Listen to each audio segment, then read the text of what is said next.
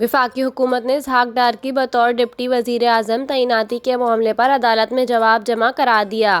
Chief justice Sindh high court نے وزیر خارجہ اسحاق ڈار کی بطور ڈپٹی وزیر اعظم تقرری کے خلاف درخواست پر سماعت کی، جس سلسلے میں سرکاری وکیل اور درخواست گزار عدالت میں پیش ہوئے۔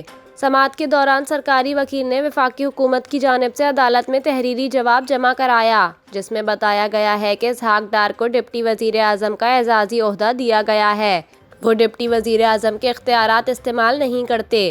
دوران سماعت چیف جسٹس نے سوال کیا کہ اسی نوعیت کا جو پہلے کیس دائر کیا گیا تھا، اس پر عدالتوں کے فیصلے کیا تھے۔ 2012 میں لاہور ہائی کورٹ نے پرویز الہی کی ڈپٹی وزیر اعظم کے عہدے پر تقرری کے خلاف کیا فیصلہ دیا تھا؟ عدالت نے متعلقہ حکام کو اس کیس سے جڑا تمام جوڈیشل ریکارڈ پیش کرنے کی ہدایت کرتے ہوئے کیس کی مزید سماعت 2 ہفتوں کے لیے ملتوی کر دی۔